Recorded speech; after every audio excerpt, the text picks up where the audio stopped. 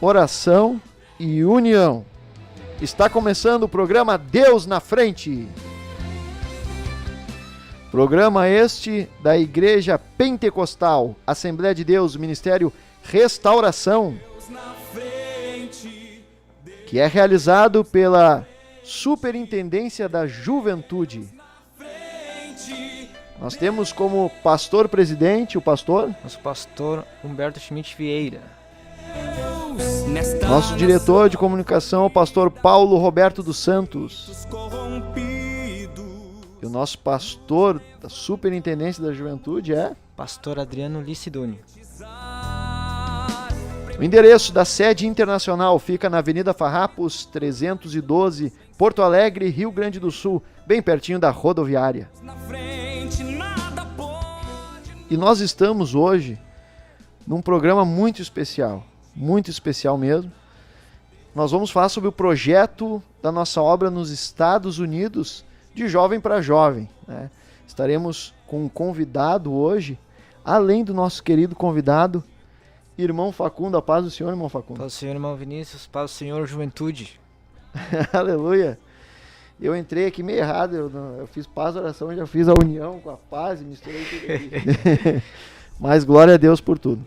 Nós vamos falar muito hoje sobre os Estados Unidos da América, um país que nós sabemos que é a economia mundo atual. A economia mundo atual é os Estados Unidos da América, é o país com maior influência no mundo todo. Em outras épocas, eram outros países. Por exemplo, quando o Brasil foi descoberto, a economia mundo era Portugal. Portugal e Espanha eram as maiores potências que existiam na época. Tanto é que as grandes navegações surgiram na escola portuguesa de navegação, né? Foi dali que saiu grandes navegadores, e como Vasco da Gama, como Pedro Álvares Cabral, saíram dali e adentraram no grande mar, né? E descobriram então, Cristóvão Colombo descobriu a América, uma comissão vinda da Espanha, apesar de ele não ser espanhol. Pedro Álvares Cabral, vindo de Portugal, veio aqui e então a história diz que ele conheceu aqui a América do Sul. Então a economia mundo naquela época era Portugal e a Espanha. Teve uma época que Holanda, os Países Baixos, tiveram uma grande força no mundo. Teve a era vitoriana, onde a Inglaterra foi a economia mundo, aí no século XIX, com grandes navegações e explorações pelo mundo todo, fazendo muitas colônias. Por exemplo, na América Central, a Jamaica, na África, países como o próprio Camarões, né? A França também teve grande influência lá no Camarões. Lá na China, a Inglaterra foi para a China também, né? Teve a Guerra do Ópio lá. Enfim, ela se espalhou pelo mundo todo, era a economia mundo no século XIX. Porém, agora, no século XXI, a economia mundo é os Estados Unidos da América. E nós temos aqui alguns dados dos Estados Unidos da América. Mas antes disso, irmão Facundo, nós queremos colocar no ar o nosso amado irmão Neftali, diretamente dos Estados Unidos. E quem vai nos ajudar a traduzir aqui e a falar com o irmão Neftali, obviamente, é o nosso irmão Facundo, que é um jovem que fala português e fala espanhol, pois ele é lá da Argentina, vizinho nosso aqui do Brasil. E o irmão Neftali fala inglês e também fala espanhol. E eu acredito que a língua materna do irmão Neftali é o espanhol. Posso estar errado, mas eu acredito que é o espanhol. Paz do Senhor, irmão Neftali. Paz del Señor, pastor, paz del Señor, hermano Facundo. Glória a Deus.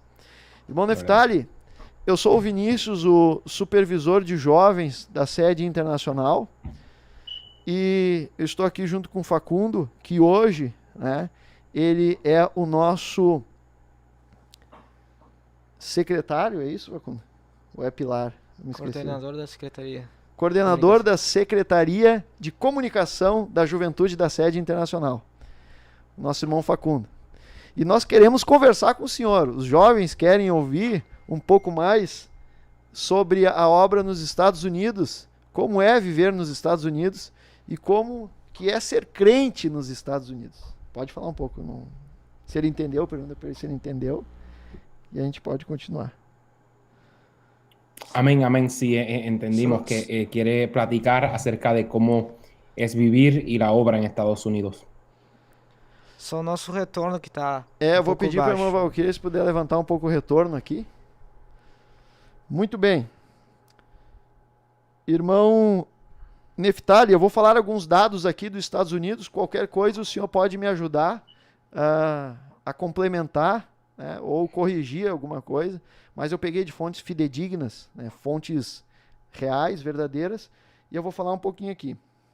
Os Estados Unidos hoje possui praticamente 330 milhões de habitantes.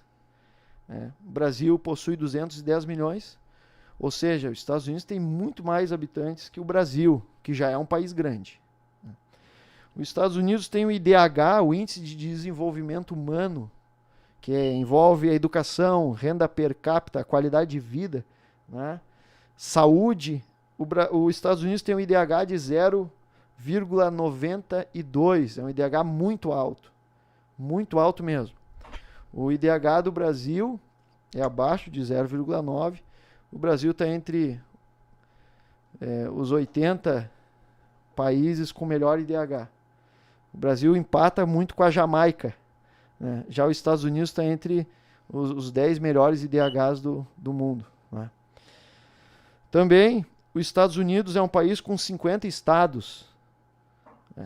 Nós temos aqui estados como o Arizona, estados como a Califórnia, Carolina do Sul, Geórgia, Michigan, Massachusetts e tantos outros estados nos Estados Unidos, com as suas respectivas capitais, né? Por exemplo, a capital da Carolina do Sul é Colômbia, né? Só dando um exemplo aqui, e tem diversas capitais. Eu tenho aqui comigo o mapa dos Estados Unidos, e você pode aí na programação colocar no Google o mapa dos Estados Unidos, porque já nós vamos saber aonde o irmão Neftali está situado nos Estados Unidos. É como pegar aquele bonequinho do Google, né, e jogar aquele bonequinho para nós saber aonde ele está nos Estados Unidos. E nós vamos fazer então diversas perguntas para o nosso querido irmão Neftali. Glória a Deus, irmão Facundo. Glória a Deus. O senhor está com curiosidade de saber algumas coisas? Estamos. Glória a Deus. Eu vou botar aqui no chat e ver já quem está conosco aqui. Há vários jovens já conosco na programação, nessa programação que é o projeto Estados Unidos. Alguns irmãos aqui de cidades do Rio Grande do Sul. Há irmãos aqui da Europa também conosco na programação. Lisboa está conosco aqui na programação com a Cálita Helena. Irmãos de Taquara, Rio Grande do Sul, várias cidades do Rio Grande do Sul. Camila Farias, Joyce Soares, Liliane Cardoso conosco. A Rode Benacu, que é da África e está aqui no Brasil, também está na programação conosco. Pastor Eliseu Correia, nosso querido pastor, copastor da sede internacional, está conosco aqui também na programação. Luana Maia Machado conosco, Miriam Moraes, estão aqui na escuta. Alegrete, Rio Grande do Sul, na escuta. Nathan Locke conosco, lá de Santa Catarina, lá de Santa Catarina, Fala Paz, Oração, União. Nathan, que é muito amado, querido nosso, que já participou de programações conosco aqui.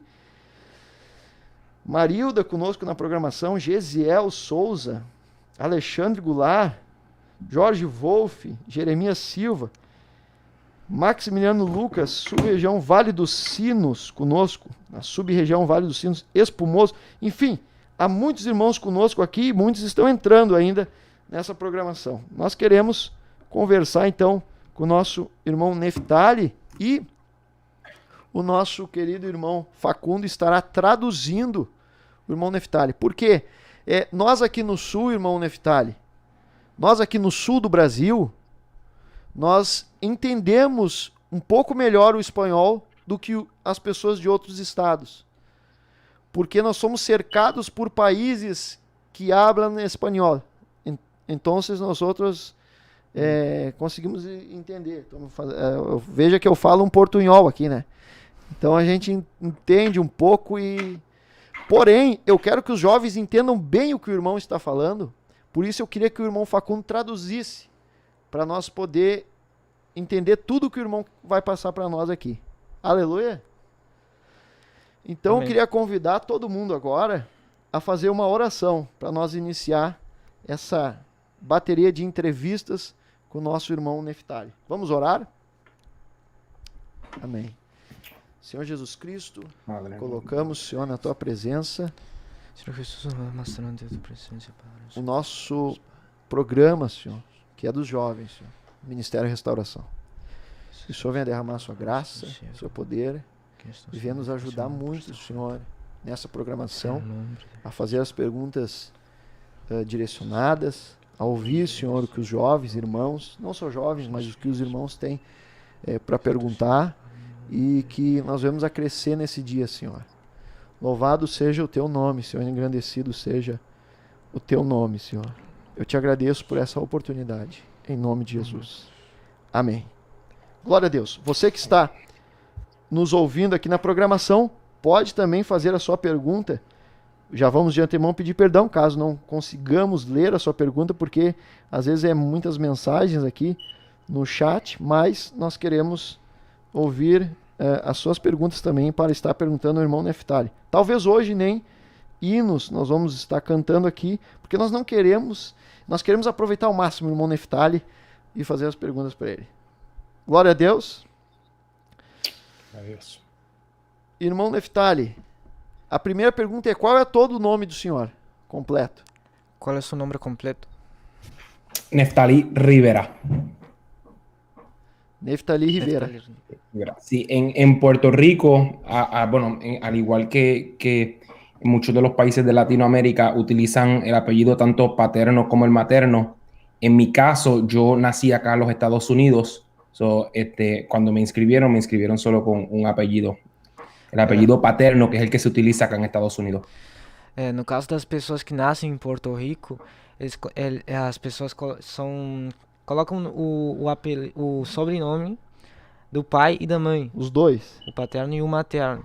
Mas no caso do irmão Neftali, ele nasceu nos Estados Unidos, então ele só tem o sobrenome paterno. Então, o senhor nasceu nos Estados Unidos. Em qual lugar dos Estados Unidos? Qual estado dos Estados Unidos? Yo nací en el estado de New Jersey, en los Estados Unidos. New Jersey está en la costa este de los Estados Unidos, al oeste y sur de Nueva York. Está entre Pensilvania y Nueva York, en el mar Atlántico, ahí en el océano Atlántico. Muito bem. Está entonces el estado nació en el estado de Nueva Jersey, No leste dos en el Estados este de Unidos. los Estados Unidos. Então, bem no leste dos Estados Unidos. Eu vou estar interagindo contigo, tá, irmão Facundo? Então, ele nasceu no estado de New Jersey. Bem ao leste dos Estados Unidos, né? New Jersey tem mar lá, né? Então, pega o mar Atlântico lá. New Jersey. Tiene el océano Atlántico, sí, en la costa de este de sur tiene el océano Atlántico. Es el estado donde la densidad poblacional es mayor. Es el estado con mayor densidad poblacional en todos los Estados Unidos. Ah, É o estado com maior Densidade. densidade populacional. ou seja, o maior número de pessoas por quilômetro quadrado. Por kilómetro cuadrado, sí. Então, a maior densidade nos Estados Unidos é New Jersey. Então, ele nasceu num lugar cheio de pessoas. Muitas pessoas. Bom, El estado de New Jersey está ahí al lado de Nueva York, de la ciudad de Nueva York. Hay mucha gente que vive en el estado de New Jersey, entonces viajan a trabajar. Y tiene la comunidad portuguesa y brasilera más grande de los Estados Unidos también. Então, o estado de New Jersey está do lado da cidade de Nova York, de New York. E a maioria das pessoas que trabalham em New York estão em New Jersey. Eles só vão para trabalhar. E também o estado de New Jersey tem a maior concentração de comunidade portuguesa. português. Muito bom, muito interessante. Então, New Jersey, aqui no Brasil, nós chamamos isso de movimento pendular. Pendular. né? Quando as pessoas vão para o lugar trabalhar e depois voltam para o lugar para dormir. Movimento pendular. Então as pessoas saem de New Jersey e vão para Nova York. E depois voltam para New Jersey, né? É muito parecido, não comparando as proporções, com Esteio e Porto Alegre. Eu moro em Esteio e venho para Porto Alegre, que é a capital, todo dia praticamente. Então eu faço esse movimento pendular. Esteio para mim serve muito para mim dormir, não para mim fazer as coisas. Eu faço aqui em Porto Alegre. Muito bem. Irmão Neftali, eu queria perguntar para o senhor como foi o seu ensino básico. O senhor nasceu nos Estados Unidos e estudou nos Estados Unidos? Isso? Yo nací en Estados Unidos. Mi padre era pastor en otro ministerio en esa ocasión. Entonces, en Estados Unidos he vivido en el estado de Texas, al sur de los Estados Unidos. He vivido en el estado de Michigan, al norte de los Estados Unidos, entre los lagos. Pero pasé la mayoría de mi niñez y juventud en Puerto Rico. Mi padre entonces se muda a Puerto Rico. Ahí estudié en escuela primaria, secundaria, y acá por lo menos nosotros le llamamos escuela superior, que es la preparatoria, creo que le dicen preparatoria. Entonces fui también a la universidad en Puerto Rico, a la Universidad de Puerto Rico. En escuela intermedia e preparatoria estuve em homeschooling. O nosso irmão, então, é filho de pastor, ele Eu falou. vou pedir para ti, irmão, falar o mais aberto possível, porque ele já tá com a máscara, Amém. para todo mundo entender bem. Ele é filho de pastor, nasceu, foi criado e passou por vários estados de Texas, Michigan Sí. e outro, Maryland, sí. Maryland. Maryland. Sí. Bom, Texas é lá no sul dos Estados Unidos. En el sur de Estados E é Unidos. Sí. muito grande, né? É um estado muito grande. Talvez seja o maior, um dos maiores dos Estados Unidos. É muito grande. Es el segundo después de Alaska, más grande. Mas o Alasca também. o maior tempo que ele foi criado foi em Porto Rico. En Puerto Rico. Porto sí. Rico. E aí lá ele estudou o ensino básico, ensino médio seria também, e ele fez homeschooling. Então fez o estudo dentro de casa. Não Sim. ficou claro, não quedou muito claro, não entendi muito que parte que hizo Escuela homeschooling. intermedia y superior. Ele fez Nosotros le decimos intermedia, que son los grados de séptimo a noveno, acá por lo menos 7, 9, y superior es preparatoria, creo que es lo que viene antes de la universidad. Ele fez tá. lá no caso fez o sétimo e o nono ano com homeschooling e também a preparatória, que seria um curso antes de entrar na faculdade, universidade. Aqui no Brasil, nós chamamos de superior à universidade. La universidade. Então lá o superior não é a universidade, é um preparatório, né? Sim. Aqui no Brasil já é o ensino da universidade, nós chamamos de ensino superior. Aqui é muito básico. É o ensino básico, o ensino médio e o ensino superior. É isso.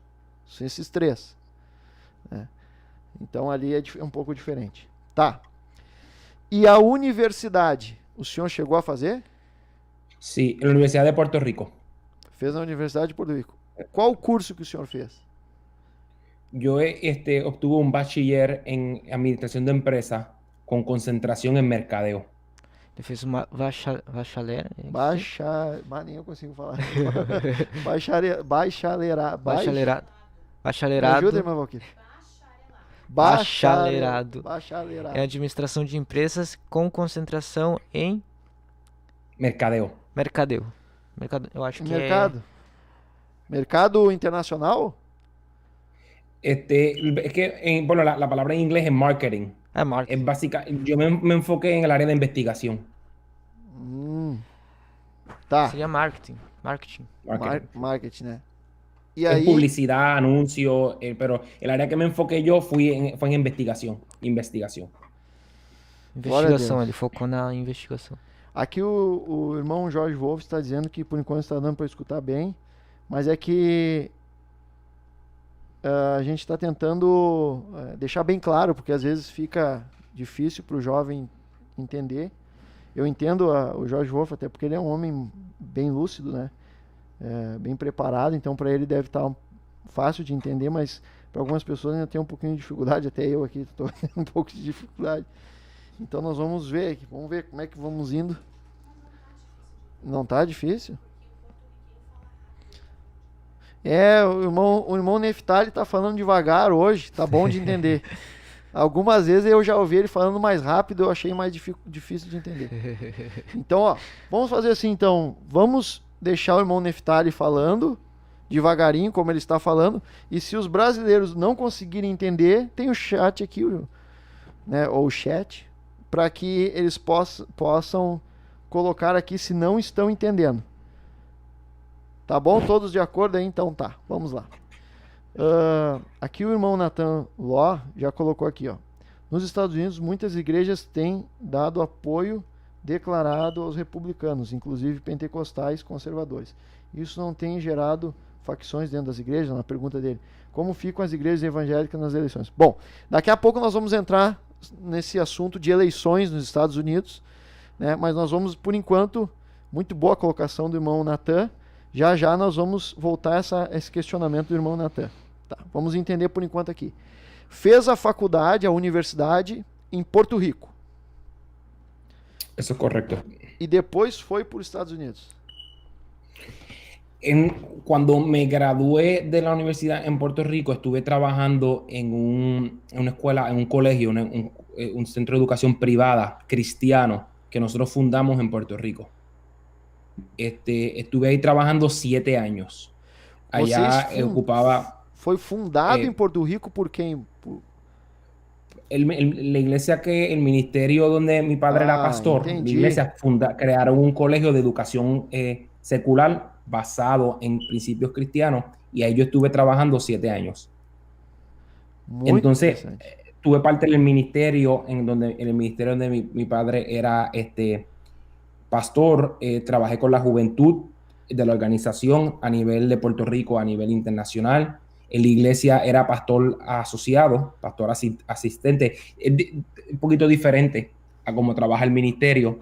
Entonces, en el año 2017 me mudo a Estados Unidos y acá actualmente trabajo en la Universidad de Columbia, en la ciudad de Nueva York. Ah, na Universidade de Columbia? Sim. É muito conhecida a Universidade de Columbia. E, irmão Neftali, uma pergunta. Porto Rico, eu não consigo definir direito, pela até minha falta de conhecimento, mas parece que é um protetorado dos Estados Unidos, né? Eu não entendo direito como é que é essa relação dos Estados Unidos e Porto Rico. Quem nasce em Porto Rico tem a nacionalidade americana ou não? Sí.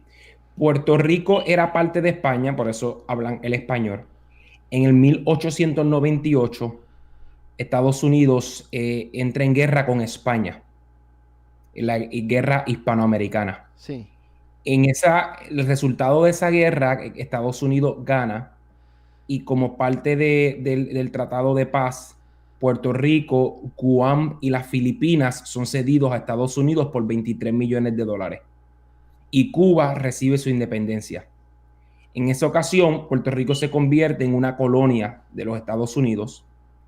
En el 1917, cuando Estados Unidos está envuelto en la Primera Guerra Mundial, a los puertorriqueños le dan la ciudadanía americana para que puedan entonces ir a la guerra, puedan ser, en la palabra en inglés, draft, seleccionados para la guerra, bajo la ley Jones.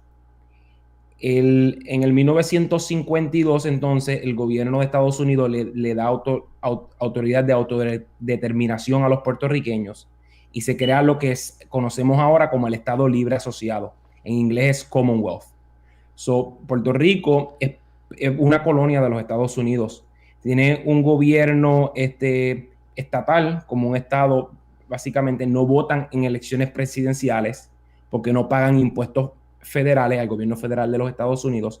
Sin embargo, los ciudadanos puertorriqueños son ciudadanos americanos, no hay ciudadanía puertorriqueña, es parte de Estados Unidos, el pasaporte es el de Estados Unidos y todas las leyes del gobierno federal de los Estados Unidos aplican en Puerto Rico. La FBI tiene jurisdicción, la Corte Federal en Puerto Rico tiene jurisdicción. La única diferencia entre un estado y Puerto Rico actualmente es que los puertorriqueños no tienen representación en el Congreso con voz y voto, los senadores y los representantes, y los puertorriqueños no votan en elecciones presidenciales, por lo tanto tampoco pagan impuestos al gobierno federal. Muito bem. Então, Porto Rico, ele não participa de votação ao presidente dos Estados Unidos, na presidência dos Estados Unidos, não tem representação no Congresso dos Estados Unidos, enfim, ele está separado nessas situações.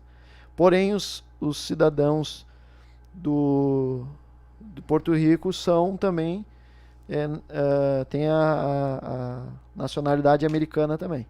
Em Porto Rico tem presidente também. Puerto Rico tiene un gobernador. Gobernador.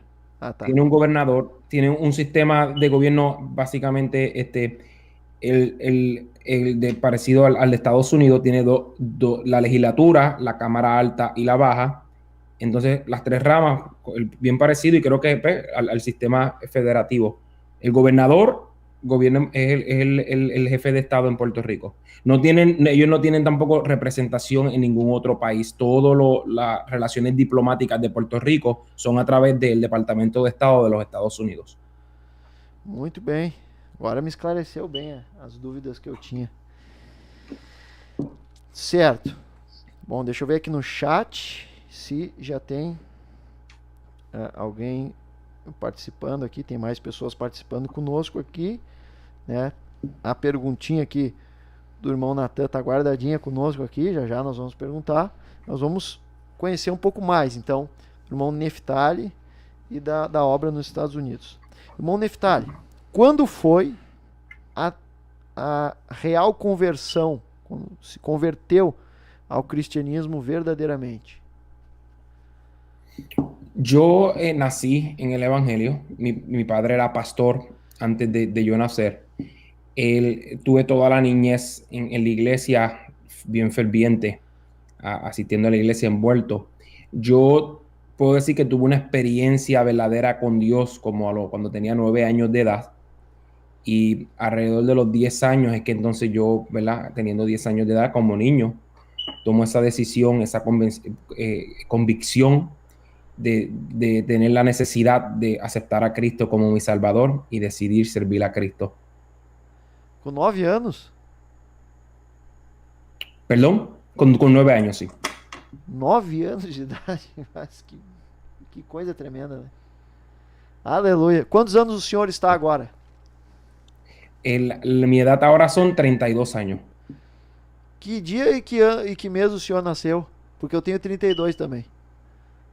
Yo nací en el mes de abril, el 22 de abril. 22 de abril. Eu nasci 5 de outubro. O senhor é alguns meses mais velho que eu. Mas eu também estou com 32 anos. O senhor é solteiro, né? Sí, yo soy soltero. Solteiro. Jovem, solteiro, 32 anos, fazendo a obra nos Estados Unidos. Muito bem. Desculpa se eu fizer algumas perguntas mais particulares, irmão Neftali. É que a gente quer conhecer o senhor. Os jovens querem te conhecer. Porque é nosso irmão, né? Então nós queremos conhecer um pouco mais do senhor. Muito bem. Então, com 9 anos teve essa experiência muito forte. E quando que foi, como que o senhor conheceu o Ministério Restauração? El pastor Humberto fue convidado a predicar a varias de las asambleas, las asambleas de la Iglesia de Dios Pentecostal en Puerto Rico y también a nivel internacional. Entonces, en 2009, en una de las ocasiones que el pastor Humberto va a Puerto Rico, el pastor que lo invita a Puerto Rico, que es el pastor Hernán Rivera, es bien amigo de la familia de nosotros, le dice a mi papá que si podía traer el pastor Humberto que predicara en la iglesia de donde mi papá era pastor en Ponce, Puerto Rico. Entonces el pastor Humberto va a predicar en Ponce. La iglesia estaba en la calle, está en la calle Fogos. Entonces, ahí es que nosotros conocemos por primera vez acerca del pastor Humberto. A través de los años intentamos volverlo a invitarlo, pero una cosa y otra, la agenda del pastor Humberto es bien ocupada. No es hasta el año 2016, para el aniversario de nuestra iglesia, que nosotros entonces podemos invitar al pastor Humberto. Ahí él se quedó en nuestra casa, tuvimos oportunidad de compartir con él, ¿verdad? Un hombre de Dios. Ahí que entonces nosotros conocemos al Ministerio de Restauración. Mi hermano, el pastor Félix Alberto, que estaba en Estados Unidos, entonces acá hay un trato de Dios y Dios está hablando. Cuando el pastor Humberto regresa a Chicago, se encuentra con mi hermano. Mi hermano entonces tiene la oportunidad de ir a Brasil y ahí mi hermano se une al ministerio y comienza la obra en Maryland. Cuando yo me mudo a los Estados Unidos, pues entonces yo me voy a la iglesia donde mi hermano es pastor en Maryland, antes que me mudara acá a New Jersey. Y ahí entonces que nosotros nos unimos al ministerio y llegamos al ministerio.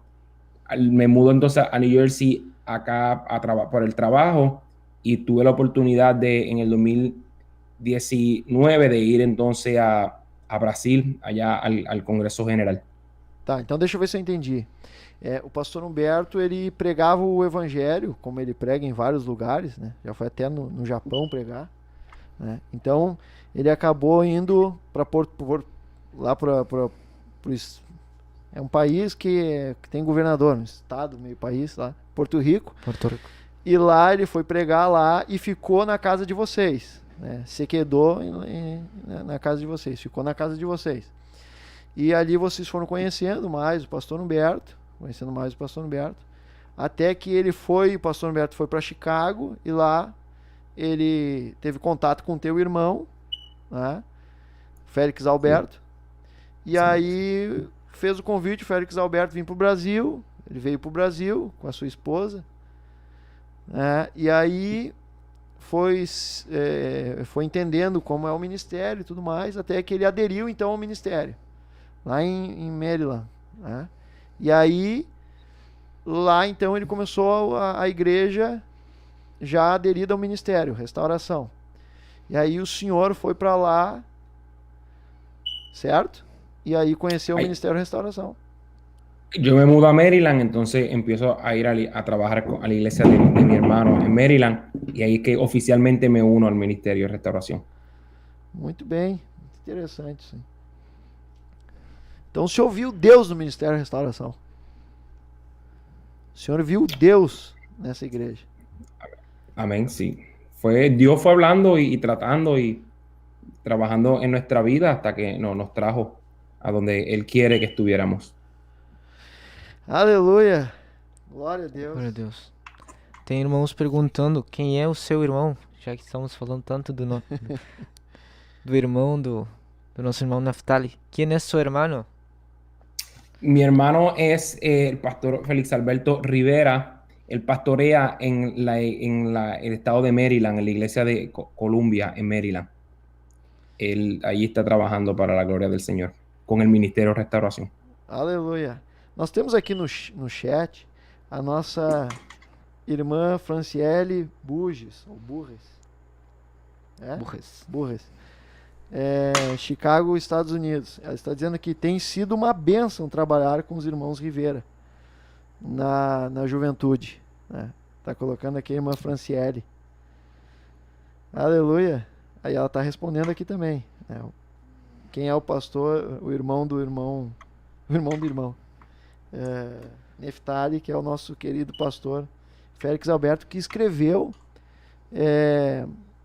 numa das nossas revistas, eu não me lembro se é Avivamento, ele escreveu numa das nossas revistas, a história do movimento pentecostal em Porto Rico, né? E como o movimento pentecostal foi perdendo as suas origens em Porto Rico, porque nós sabemos que o movimento pentecostal ele foi fundado na santidade e no poder do Espírito Santo, né? E como isso foi se perdendo. Certo, irmão Neftali? É isso? Sí, el mismo caso que se ha dado en los Estados Unidos. Aquí el movimiento pentecostal creció exponencialmente en el avivamiento de la calle Azusa, primero en el de Topeka, Kansas, y después la calle Azusa. La iglesia adquirió un poder espiritual grandísimo en esta nación, pero fueron abandonando la corrupción del culto, el abandono de la santidad, abandono de la palabra del Señor y corrupción moral dentro de la iglesia. Ha afectado grandemente a la obra del Señor aquí en los Espiritual Estados e Unidos. moral, né? Espiritual e moral, né? Lá no... La decadencia espiritual como resultado trae decadencia moral. Ah, é verdade. A pessoa perde a espiritualidade, que é o mais precioso, aí perde o resto todo. Las obras de la carne empiezan a actuar, y que trae las obras de la carne: pecado, fornicación, adulterio, todo ese tipo de pecado que es bien, lamentablemente en la iglesia en Estados Unidos es bien común. Y lo triste es que es públicamente, los escándalos que ha tenido la iglesia aquí. Quizás las personas más adultas que nos escuchan se acuerdan de Jimmy Swaggart, un evangelista grandísimo en el mundo, reconocido pentecostal, y lo invitaban los presidentes de los países, un hombre de Dios. Públicamente le sacaron su pecado. Invitaba a prostitutas a sus hoteles cuando salía de predicar. Eso salió en todos los periódicos de la nación americana. Ele pediu... Jimmy Swaggart, né? Jimmy Swaggart. Ele pediu perdão ao vivo, né? Por tudo que ele fez. Mas ele se arrependeu mesmo? Ele mudou de vida? Como é que foi? O senhor sabe me dizer? Él, después que le conocieron el pecado, se lo sacaron a la luz, una revista, un periódico, entonces públicamente pidió, foi publicado por perdón. todos os Estados Unidos. Todos los periódicos de Estados Unidos. Fue un escándalo porque era un hombre bien reconocido, sí, en el mundo, ¿verdad? En el mundo, y lamentablemente fue uno de los muchos que en Estados Unidos, si fuéramos a mencionar nombres, Oral Robertson, Oral Roberts, Pat Robertson, podemos estar toda la noche hablando de estos evangelistas y sus escándalos, lamentablemente. Que coisa, né? A decadência espiritual dos Estados Unidos. O movimento pentecostal, nós temos aqui, nós falamos muito de William Seymour, movimento pentecostal. Vocês têm também ele aí como um marco, William Seymour, um marco do movimento pentecostal, a pessoa de William Seymour.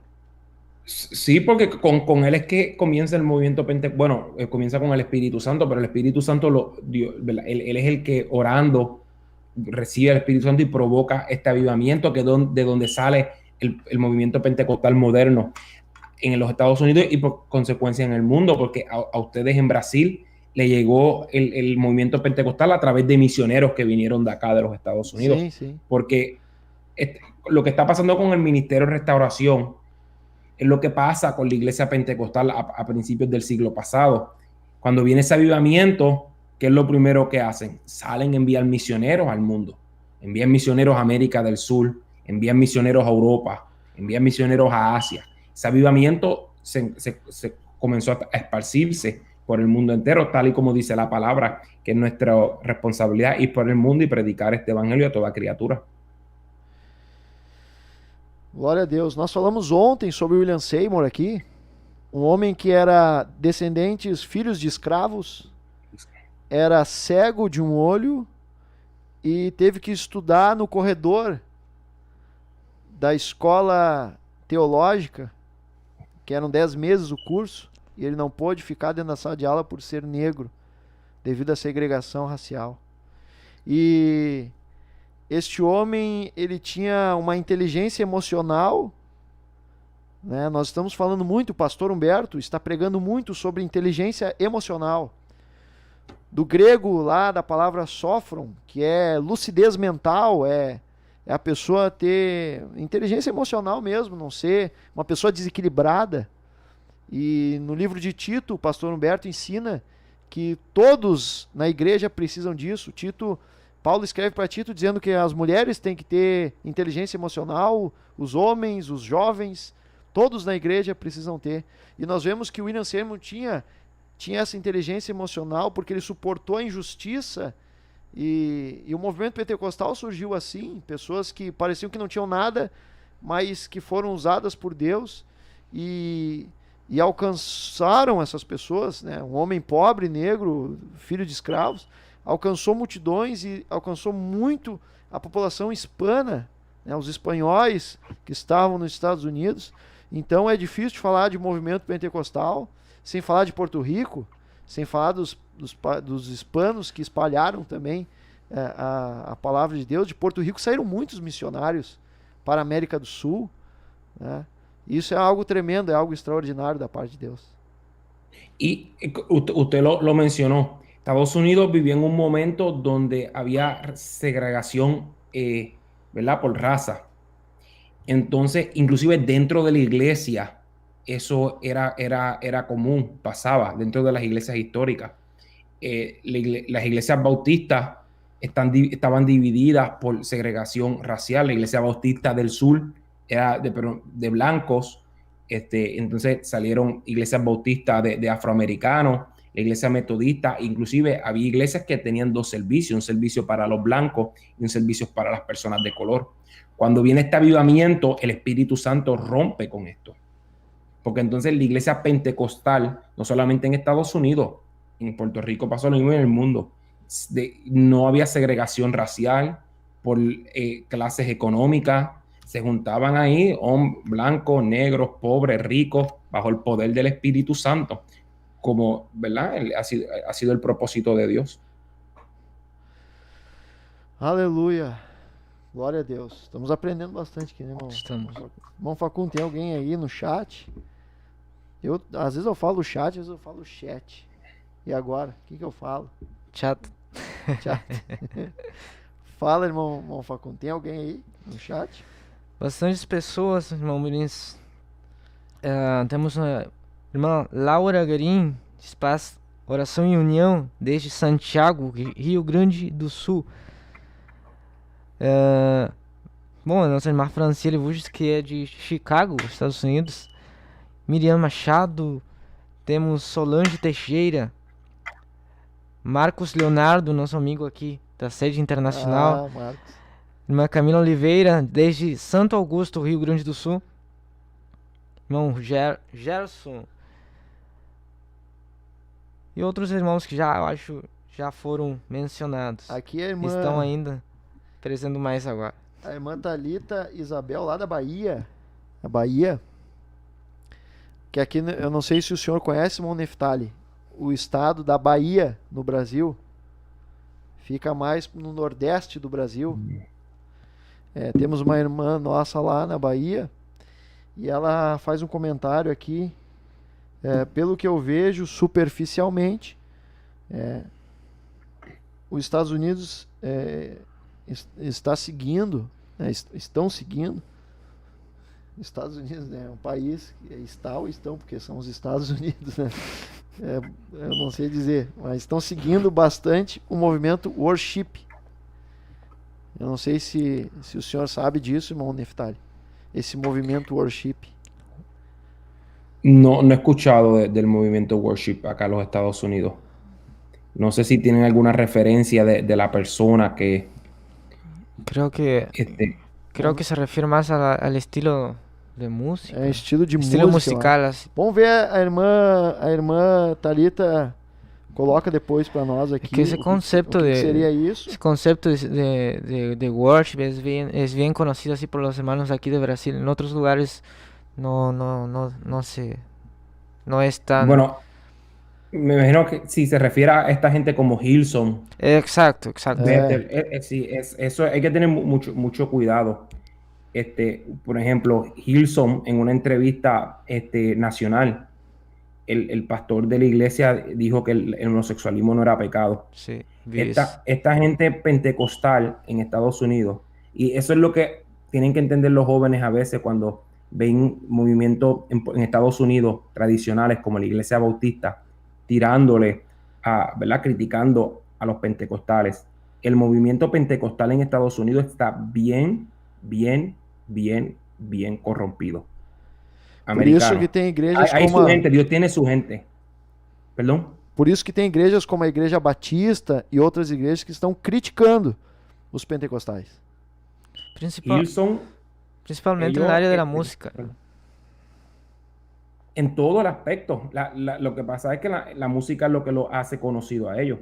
Pero le puedo poner un ejemplo. La iglesia de Hillsong aquí en New York City invitó a las Rockettes a un baile en un culto de Navidad.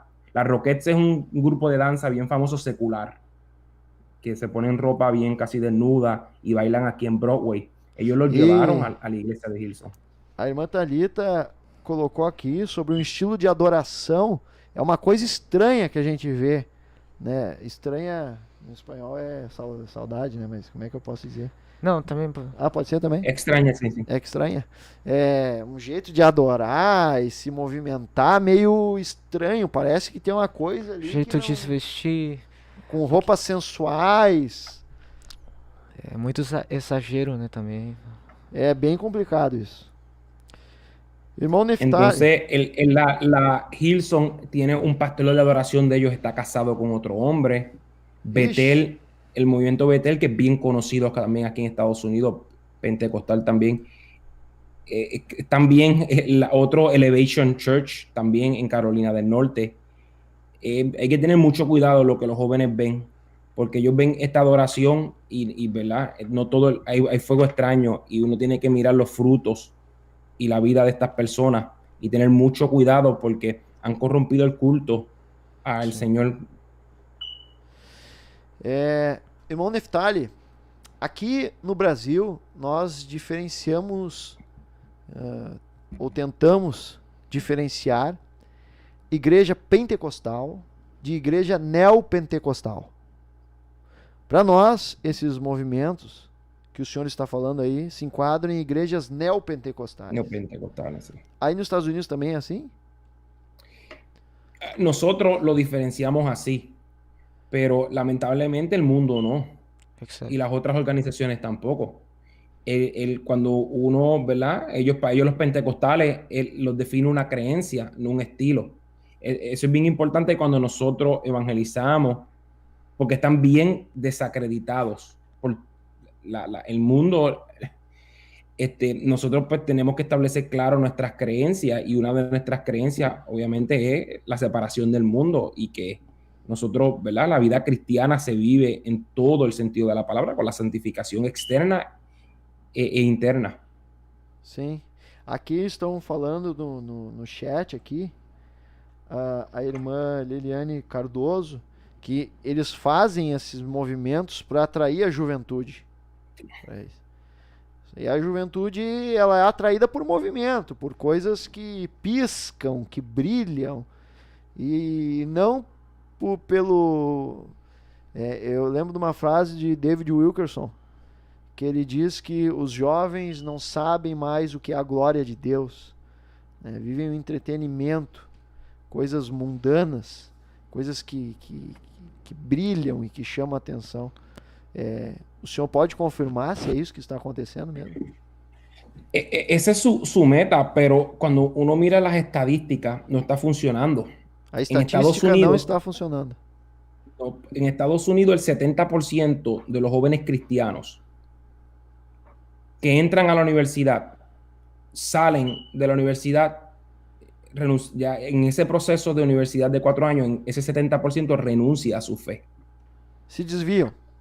Se desvían.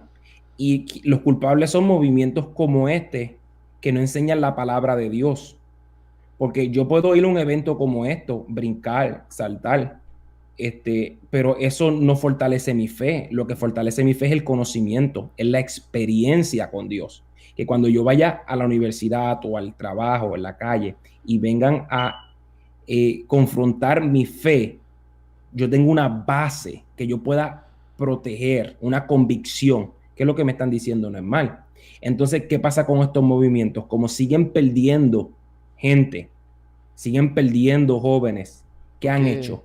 Pues ya lo permiten todo, ya dicen que el homosexualismo no es pecado, el adulterio no es pecado, que se pueden poner tatuajes, se pueden los hombres vestir como mujeres, ya no hay nada que y lo dicen públicamente, no es algo que le preguntaron en una entrevista y él dijo, yo no puedo juzgar, el que juzgue es Dios, en mi iglesia son todos bienvenidos. Si tú eres homosexual, tú puedes, el pastor de ellos de adoración de una de las iglesias de ellos, que está casado con otro hombre. Entonces no confrontan con el pecado. No son una iglesia, son un grupo de personas. Es como una discoteca, no sé si usan ese verso, esa palabra en Brasil, donde va la gente los domingos a brincar y a saltar, y cuando salen nadie sabe lo que es.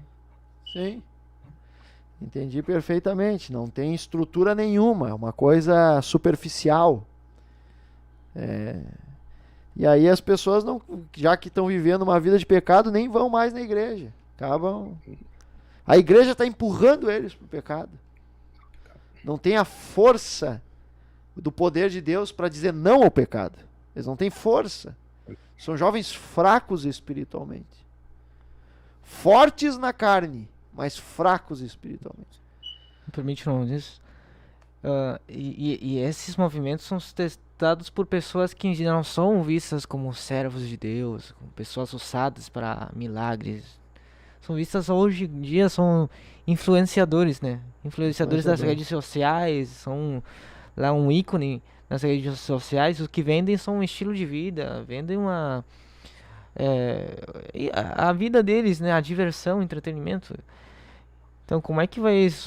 Chega uma hora que o jovem vai ver nele a mesma coisa que está vendo em outro influenciador no mundo. Sim.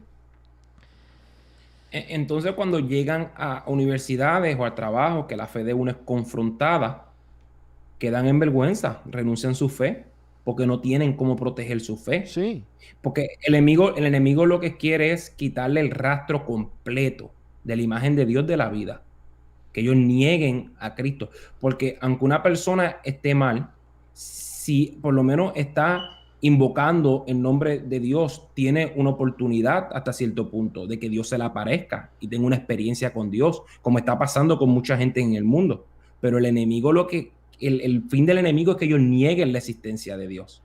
Entonces llegan a las universidades, los están confrontando su fe, ellos, ahí no está la música para ellos brincar y saltar y sentir nada. Terminan abandonando su fe y negando la existencia de Dios.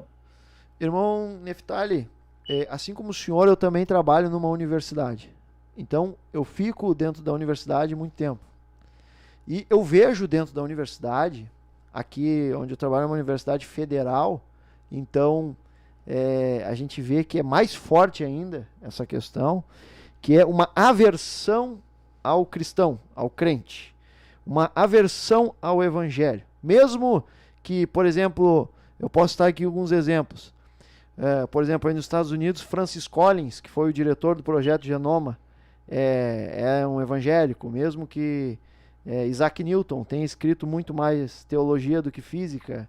Georges Lemaitre tenha sido o pai da teoria do Big Bang, que era um padre. Mesmo Mendel, que é o pai da genética, era um monge da igreja. Mesmo tantos homens que acreditavam em Deus e que eram cristãos, muitos deles, que eram homens brilhantes, como Max Planck, que é o pai da física quântica, que dizia que tinha em Deus o ensino do seu caminho e tudo mais. Ainda assim, essas pessoas não se dobram a isso e criticam o cristão como se ele fosse ignorante. Como se ele fosse, eu vou usar o termo aqui que a gente usa no Brasil, como se fosse burro, ignorante, né, que não entendesse nada da vida. Como que é aí nos Estados Unidos? Existe esse embate também? Es igual, la guerra es increíble contra los cristianos, contra cualquier tipo de persona que sea conservadora. La guerra es inmortal, ¿verdad? Protegiendo, defendiendo el aborto, lo ponen como derechos humanos, no explican, ¿verdad?, que se le está violentando el derecho a una criatura, a una creación que está en ese vientre de esa madre. No solamente es la agresión, sino entonces es el salón de clases también, donde lo señalan, critican. Entonces, es lo mismo, los cristianos son ignorantes. Cuando yo estuve en la universidad, hice amistad con una profesora que ella creía en Dios, era bien religiosa. Y ella me dijo que ella es una persona bien reconocida, intelectual, con estudios en universidades como Oxford, en Inglaterra. Ella me contó en una ocasión cuando se enteró que yo era cristiano y estaba trabajando con los jóvenes, me dijo la situación que ella tenía es que le preguntaban muchas veces en eventos que ya iban, cómo una persona tan reconocida e intelectual como usted puede creer en Dios. Como pode Por, uma pessoa tão inteligente crer em Deus? Essa é a pergunta que fizeram para ela. E ela? porque eso es lo que uno ve, la ciencia se ha dedicado y lo triste es que no presentan hechos, Não, presentan teorías. não No le apresentam presentan a los fatos. jóvenes ellos presentan sus teorías. Y en mi experiencia, un ejemplo, yo le digo a los jóvenes, el creacionismo, que es bien criticado en la universidad como una ridiculez, que hay un ser supremo. Cuando ellos hablan del Big Bang o de la evolución, esas son teorías que no tienen prueba científica para sustentarlas. Pero así no lo presentan en la universidad. Si otra pregunta bien común que hacen en la universidad, si Dios es tan bueno, ¿por qué en el mundo hay tanta maldad? El otro día yo hablaba con un joven en la universidad donde trabajo. Yo le dije, ¿por quién viene la maldad al mundo? Y él me miró, yo le dije, no es de Dios. Inclusive, el que hace la maldad en el mundo no es Satanás. Yo todavía no he visto a Satanás abusando de una mujer, matando a un niño. Quien está y trae la injusticia en el mundo son los mismos seres humanos, obviamente utilizados por Satanás. Cuando Dios crea al ser humano, Dios le da libre albedrío. ¿A quién Dios va a llamar a cuenta por la maldad en el mundo? A quien Dios puso en la tierra y lo puso como mayordomo de la tierra. ¿A quién fue? Al ser humano. Entonces, ¿dónde está Dios? ¿Qué Dios va a hacer? ¿Romper la mata al seres humanos? Dios está esperando, Dios está dándole una oportunidad a la humanidad. Cuando yo le explicaba esto de esta manera al joven, él me miraba y él decía, pero es que yo no entiendo. Yo le dije, tienes que conocer las escrituras. Cuando Dios crea al ser humano, la creación es un regalo de Dios al ser humano. El ser humano peca. Entonces, tú dices que ¿dónde está Dios? Dios está esperando para juzgar la maldad que ha pasado en el mundo. Porque Dios no es el que está matando niños. Inclusive Satanás no es el que está matando niños tampoco. ¿Quiénes son? Entonces estuve hablando un rato con él porque esto es lo que nos enseñan. Entonces, ¿qué enseñan? La ridiculez de que ¿dónde está Dios? Apaga la luz. Y Dios existe, que apague la luz, como me hicieron en una ocasión a mí en una clase en la universidad. Y los jóvenes, si nosotros no le creamos un fundamento en la palabra del Señor, donde ellos conozcan, son confundidos por este tipo de enseñanza. Pero cuando hay jóvenes que están bien fundamentados en la palabra del Señor y que conocen cuál es la causa de la maldad en el mundo, que fue el ser humano que la trajo cuando pecó, y conocen por qué Dios no interviene, porque Dios va a intervenir a juzgar este mundo. Entonces, esos argumentos ellos los combaten con su fe. Pero si van a la iglesia a brincar, a tener música con luces apagadas, cuando llegan a este lugar, ¿qué va a pasar? ¿Cómo se le explica el mal que a ellos le ocurre, las injusticias que enfrentan? Se rebelan en contra de Deus. Então, isso é uma realidade, né? Porque as pessoas questionam se Deus existe, por que tem tanto mal no mundo? Bom, não é Deus que está fazendo mal no mundo. Existe o mal no mundo porque as pessoas são más. Elas são más. As pessoas fazem as coisas más.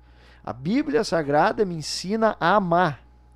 Né? Na verdade, foi um ensinamento mais revolucionário, nunca visto antes na história da humanidade, num império, que era o Império Romano, tão forte, tão assassino, tão militarizado, um homem chamado Jesus dizer para amar o inimigo. Né? Ame o teu inimigo. Né? Então o Evangelho me ensina a amar, me ensina a não ser violento. Né? E então Deus não quer que a gente seja mal, mas o homem é mal. Então o homem mata, o homem peca, o homem faz tudo errado e depois quer culpar Deus. Né? Quer botar a culpa em Deus, sendo que Deus deu a liberdade para as pessoas viverem o seu livre arbítrio e elas escolhem o caminho perverso. Alguém falou A escuridão não existe, o que existe é a falta de luz. A falta de luz. Assim também a maldade não existe, o que existe é a falta de Deus. A falta de Deus, a falta de Deus. Claro, a gente sabe que a maldade ela existe, mas nesse contexto filosófico que o irmão Facundo trouxe aqui, em outras palavras, vou parafrasear porque eu conheço essa expressão, é que quando a gente se afasta de Deus, a gente vai para as trevas, porque Deus é luz. Então as pessoas estão indo para as trevas e estão culpando. O ser humano é tão miserável que ele chega aí para as trevas, faz as coisas erradas e ainda culpa quem é luz, né? Coloca a culpa em alguém para tirar a culpa dele. É um ser extremamente miserável.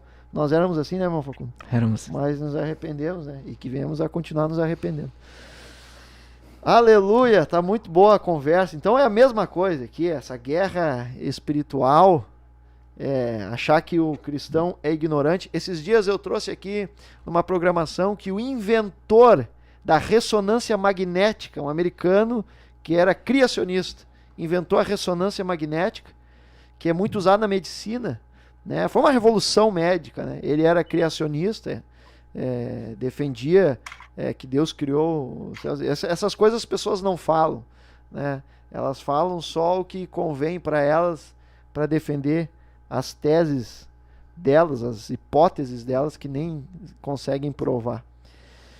Muito bem, irmão Neftali, o tempo está passando muito rápido, irmão Facundo. Está muito rápido o tempo. Eu queria fazer uma pergunta para o senhor. O que leva as pessoas para a igreja nos Estados Unidos? Aqui no Brasil, o Brasil é um povo, o Brasil é um país assim estranho, tá? Muitas coisas. A distribuição de renda, uns têm muito dinheiro, outros não têm quase nada. Então muitas pessoas vão para a igreja para buscar dinheiro. Muitas pessoas vão para a igreja para buscar uma vida próspera. Nos Estados Unidos, pelo que a gente entende, as pessoas já têm uma qualidade melhor de vida. O que fazem as pessoas ir para a igreja nos Estados Unidos?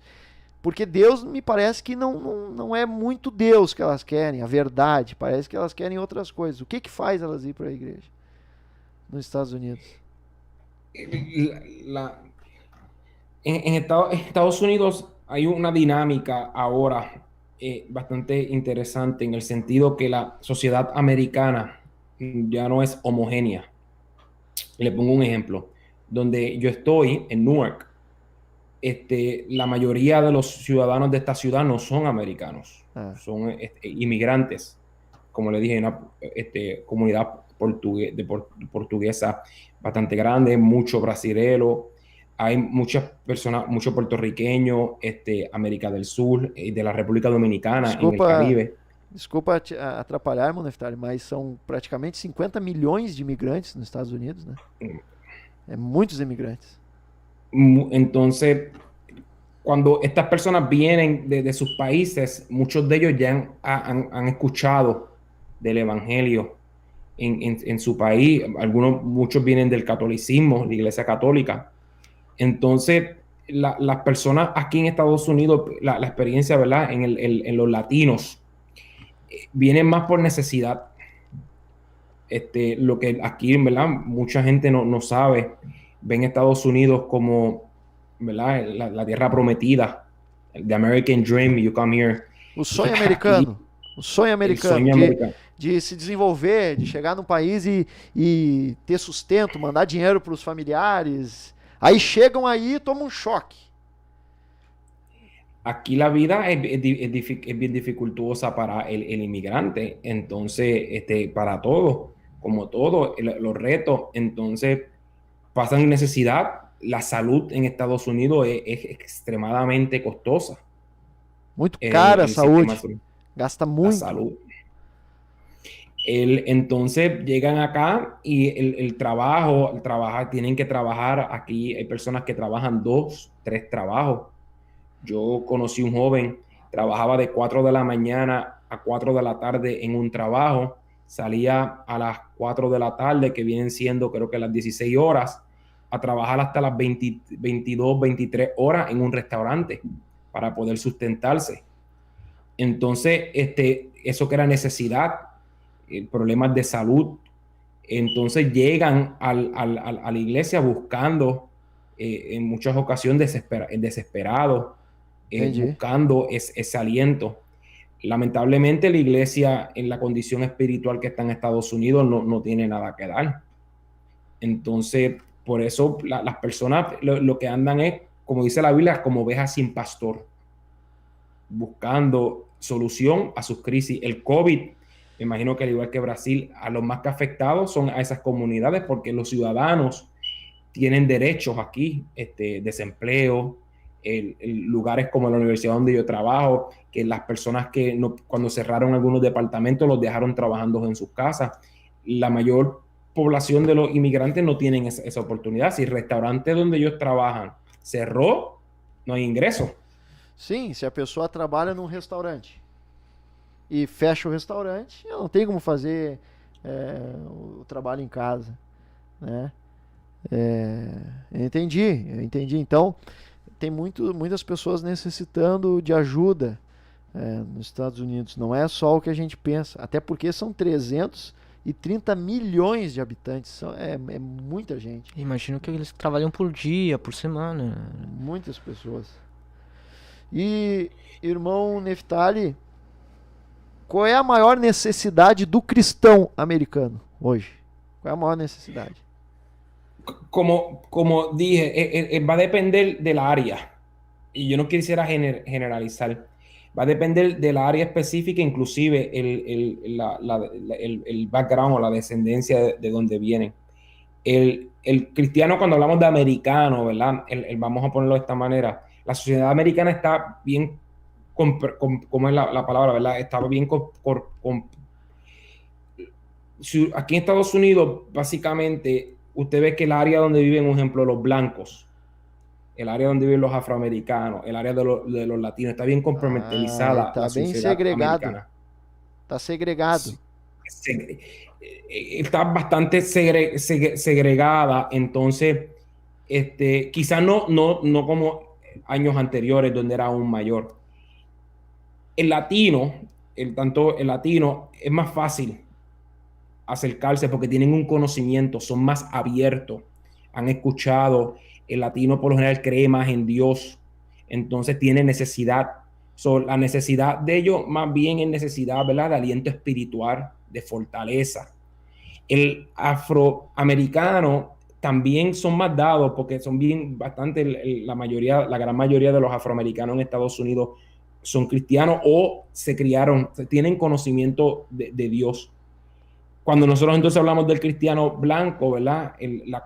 La mayoría son educados. Aquí es donde la situación es un poquito más difícil porque esa es la clase intelectual en Estados Unidos. Los que, ¿verdad?, han sido engañados y le han sembrado toda esta mentira que estábamos hablando anterior. La necesidad de ellos más, ¿verdad? La forma de llegar a ellos más es a través de esa conversación, de traerlos a la verdad. En general, a la sociedad americana lo que le hace falta es, ¿verdad?, ese impacto del Espíritu Santo, porque en Estados Unidos la calidad de vida ha ido deteriorando. El suicidio está en niveles más altos que nunca. El divorcio, ya 3 de cada 4 parejas que se casan terminan en un divorcio. 3 a cada 4? Hay 3 de cada 4 en Estados Unidos de las parejas que se casan terminan en divorcio en la sociedad americana. Hay un deterioro de la sociedad americana a un nivel bien avanzado.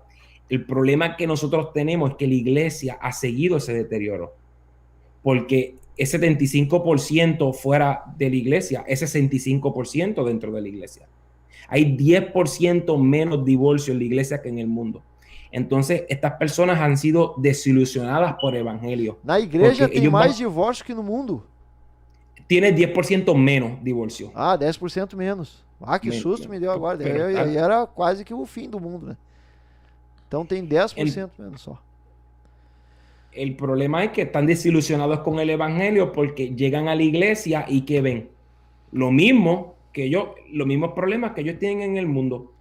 Entonces, la necesidad que hay aquí es de restauración, de sanidad, de ministración del Espíritu Santo, de ese trabajo, ¿verdad?, que la iglesia ya no quiere hacer, de ir al hospital, en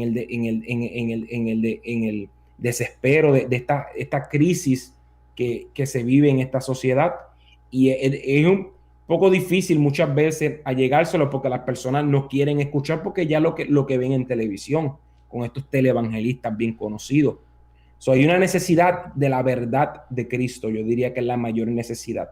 Y que es difícil muchas veces transmitir eso porque como yo le transmito eso sin al principio decirle que yo soy cristiano, porque a la vez que yo se lo diga, ellos van a rechazar. Entonces ahí que viene la oportunidad de la necesidad cuando hay alguien enfermo, ir a ese momento porque tiene necesidad. Esa es la oportunidad cuando hay una crisis de depresión. Esa es la necesidad. Las personas que yo he tenido la oportunidad de hablarle en el lugar de trabajo son por crisis, depresión, Entendi. divorcio. Entonces hay una oportunidad de yo ofrecer algo diferente a lo que ellos ven. Entendi. Irmão Facundo, mas eu tenho algo a dizer aqui. A Bíblia diz em Apocalipse que o imundo se imundicice mais, mas o santo se santifique mais. Eu creio, né, como nosso pastor presidente também crê, que o dia que Jesus voltar, nós vamos ter o mundo mais corrompido já tido e a igreja mais santa também já vista. Né? Os santos vão se santificar mais e os imundos vão se imundiciar mais.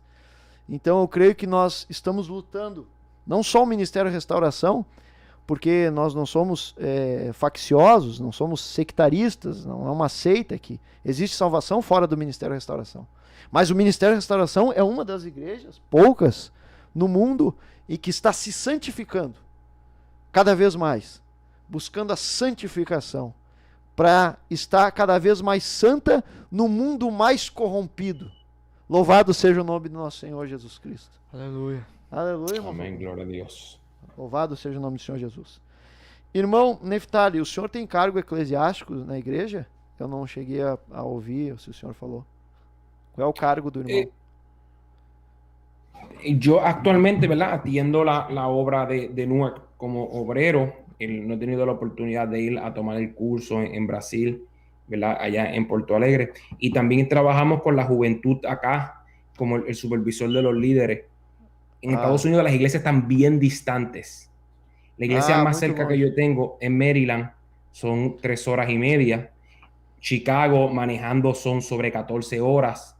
Tifton son sobre 14 horas e o senhor también tem manejando. Que atender elas? Tem que atender elas como supervisor? Tem que atender as igrejas como supervisor de jovens?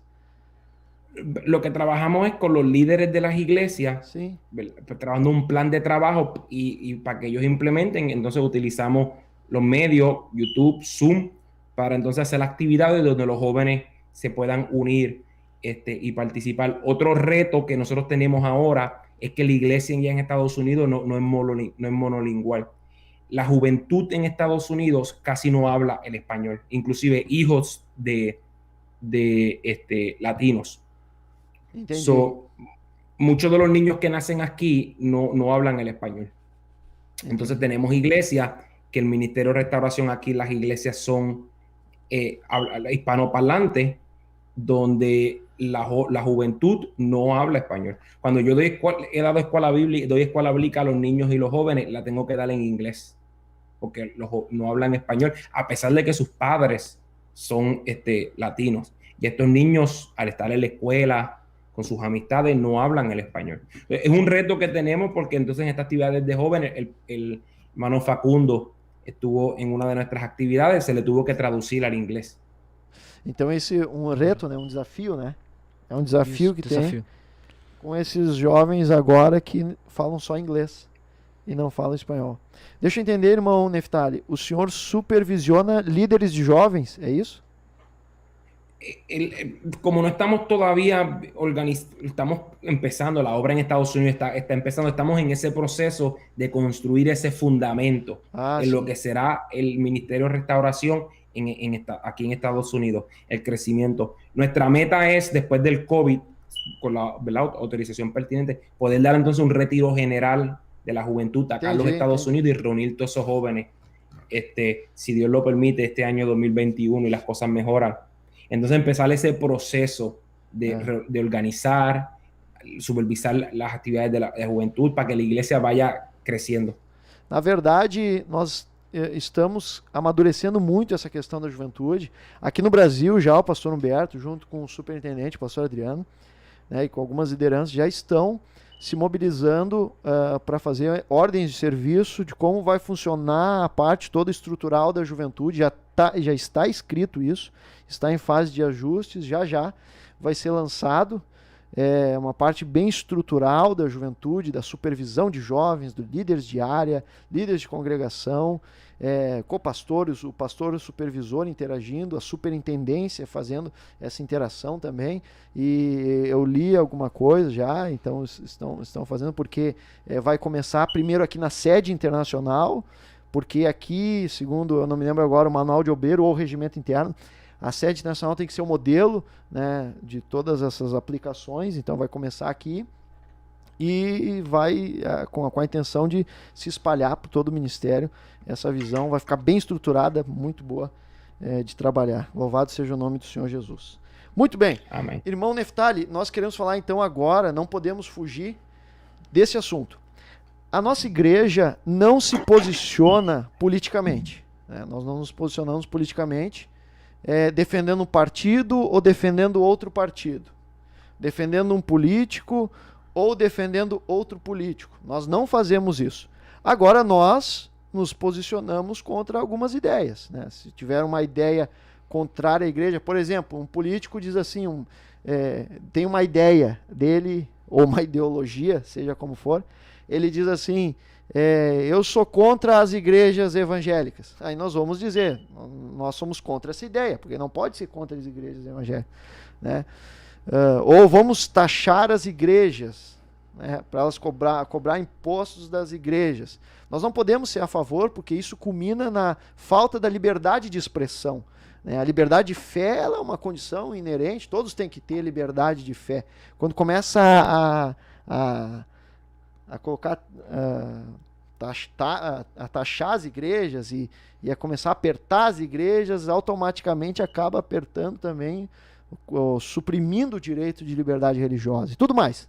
Então, nós nos posicionamos contra ideias que são contrárias ao cristianismo, evidentemente. Aí nos Estados Unidos agora, saiu as eleições, né? Trump é o atual presidente, mas ele acabou perdendo as eleições aí nos Estados Unidos. Aqui o irmão Natan fez um questionamento, que ele disse que tem muitas igrejas nos Estados Unidos, né? Nos Estados Unidos muitas igrejas têm dado apoio declarado aos republicanos, né? Inclusive pentecostais conservadores têm dado apoio aos republicanos. Isso não tem gerado facções dentro das igrejas? É a pergunta dele. Isso não gera facção entre as igrejas? Como ficam as igrejas evangélicas nas eleições?